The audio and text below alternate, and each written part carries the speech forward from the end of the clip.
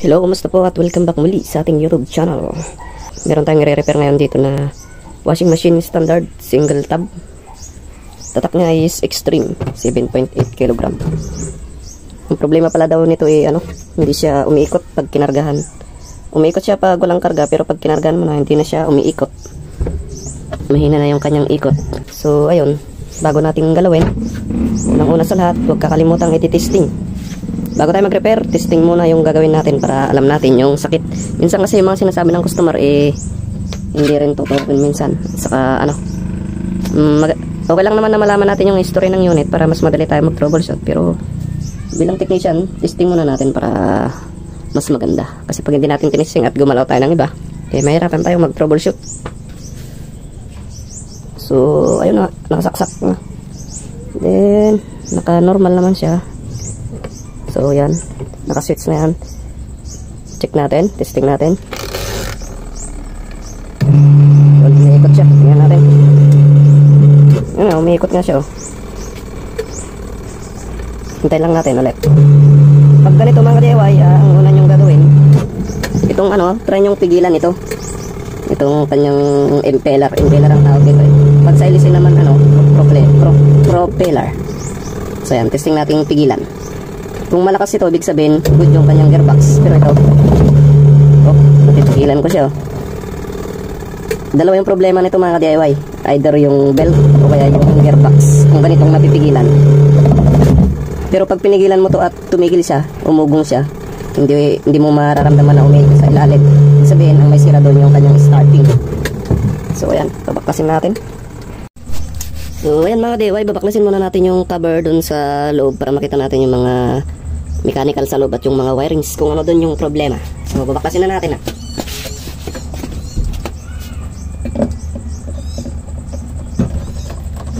Ay, nangalawang na yung tornilyo dito. Wala tayong magagawa dyan, kailangan nating piliting tanggalin yan, tapos palitan natin ng bago. O kaya kung dalawa lang na ganyan, pwede nyo namang ilihis yan. Ganito kasi karamihan na nangyayari sa mga washing machine, lalo nababasa siya palagi, hindi maiwasang magkalawang yung mga tornilyo dun sa ilalim. So ayan, natanggal na natin. Pakita na natin dun sa ilalim. Adjust lang natin tong ating tripod para makita dun sa ilalim ng ating washing machine na ginagawa. Madali ang video lang ito mga DIY. Ito na siya.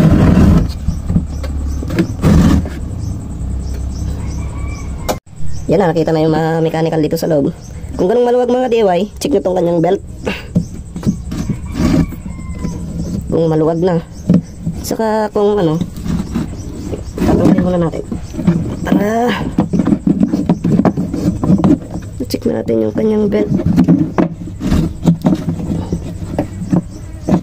Ito, tsaga lang sa paghugot.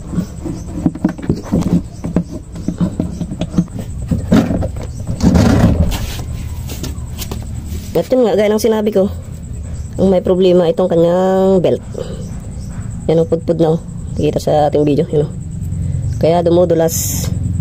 Hindi naman siya wait lang focus lang natin dito sa against the light kasi ganyan. Hindi naman napupudpud dito sa baba, pero dito lang sa taas yung grabe yung kanyang pudpud. Pero hindi naman siya lumuwang, talagang lumipis lang siya. So, ibig sabihin, hindi pantay yung pulley ng gearbox at yung sa motor. Ibig sabihin, hindi siya pantay, kaya yung napupudpud dito lang sa taas. Tabing isang ganyan. So, ayan, re-remedyohan natin to. Ayusin natin yung kanyang alignment. Hindi siya naka-align. At yung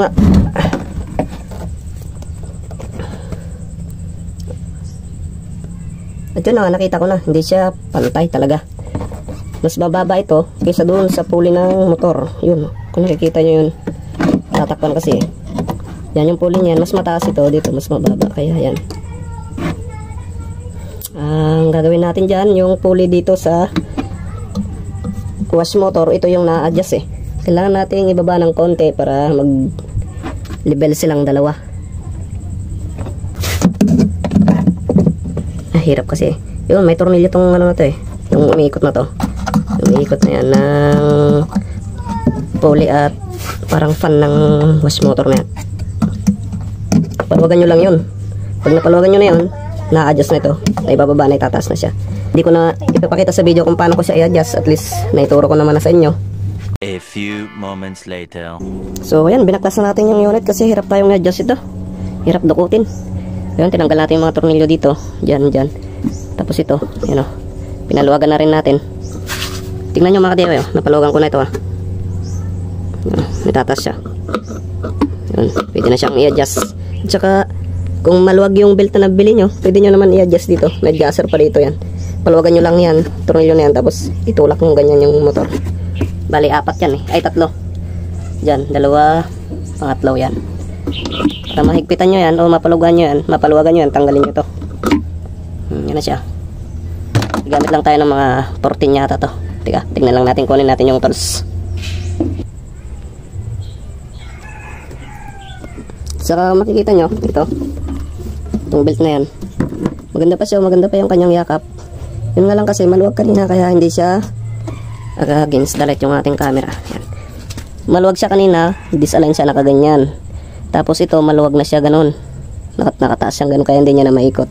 Pero pag hinigpitan natin, in-adjust natin yung motor na yan, dahil ma-adjuster siya, eh, maganda yung yakap niya. So, good na good pa tong belt niya na yan.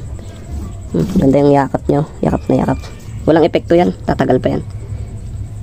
Tapos ito, i-adjust na lang natin ng ganyan. So, pag nagpalit kayo ulit, pag nasira itong belt, ang gagawin ninyo, babalik nyo yung adjustment niya, o kaya bibili kayo ng ano. Kasi ito, hindi na sila magka-match eh. Baka pag bumili kayo nito, eh, mas makapal yung dito sa kabilang side. Kaya, sobrang higpit na yan. Kailangan nyo ulit mag-adjust dito. Ito gagawin nyo lang ito pag pang sarili nyo, o kaya ano, kung walang budget si customer sa belt. Kasi hindi naman lahat tayo ay may budget. Mura lang naman tong belt na to eh. Pero, dito sa mga kapitbahay natin eh, hindi naman natin ano. Hanggat pwede pang remedyo eh. Yun ang gusto nila, remedyo lang eh. Remedyo natin. So yan, adjust na tayo. Adjust lang tayo ng konti. Paluwagan natin. Oh, sobrang luwag. Kaya siguro ano, nabinat ito nung ginagamit nila kasi maluwag yung adjustan niya.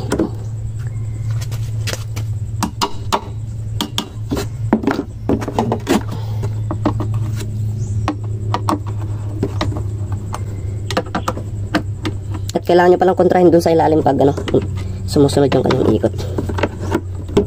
Dito kasi hindi na sumusunod yung kanyang nut sa ilalim.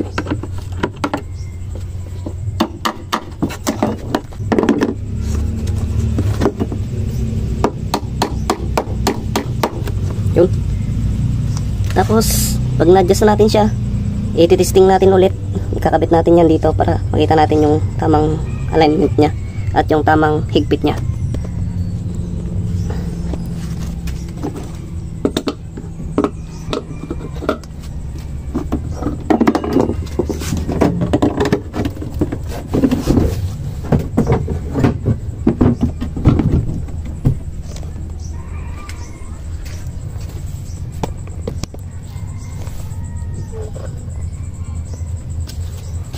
Kakabit ko ng kanyang belt.